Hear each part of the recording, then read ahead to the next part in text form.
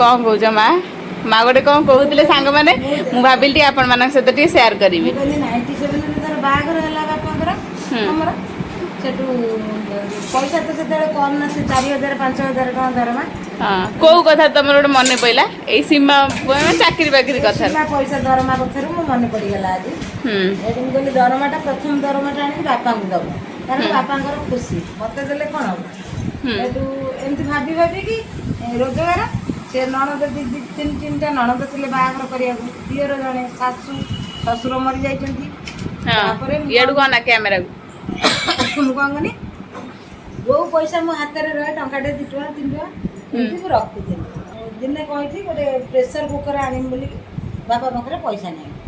ସେଠୁ ମୁଁ କହିଲି ପ୍ରେସର କୁକର କେତେ ଷ୍ଟୋଭରେ ଭାତ ଆସାମରେ ଥିଲେ ହେତେ ଗ୍ୟାସରେ ରୋଷେଇ ହେଉଛି ପ୍ରେସର କୁକରଟେ ହେଲେ ଭଲ ହୁଅନ୍ତା ବାପା କହିଲେ ଏଗୁଣା 850 ଟଙ୍କା ପଡ଼ିବ ପ୍ରେସର କୁକରଟେ ଆଣିବା କେମିତି ଦରମା ହେଇନି ସେଠୁ ମୁଁ କହିଲି ବୋଉ ଗୋଟେ କୁମ୍ପିଟା ଭାଙ୍ଗିକି ଯେତେବେଳେ ଦେନି 900 ଟଙ୍କା ହେଲା ତମେ କେତେ ଟଙ୍କା ରଖିଥିଲ ଟଙ୍କା ଟିକେ 2 ଟଙ୍କା ଆଉ ବେଶୀ ତ ରହିହବନି ନା କରିବା ପାଇଁ ଦେଇଯାଇଛି ମୁଁ ସେଇଥିରୁ ରଖିଦେଇଛି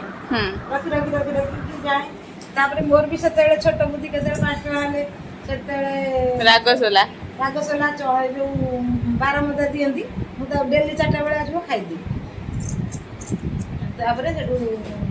ବାପା ଯେତେବେଳେ କାଢ଼ିକି ଦେଲି ବାପାଙ୍କୁ ବାପା ସେଠୁ ବହୁତ କାନ୍ଦିଲେ ଭୋଗ ହେଇକି ଆଜି ଦେଖେନି ମୋ ସ୍ତ୍ରୀ ମୋ ପାଇଁ 800 900 ଟଙ୍କା ରଖିଥିବେ ପ୍ରେସର କୁକର ଆଣି ମୋର ଗଲା ଯାଇକି ପ୍ରେସର କୁକରଟେ ନେଇକି ଆସିଲେ ତାପରେ ଏମିତି କରି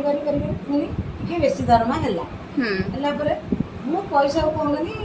500 200 50 ଯାହା ଦିଅନ୍ତି ମୁଁ ତାକୁ ସବୁ ରଖିଦିଏ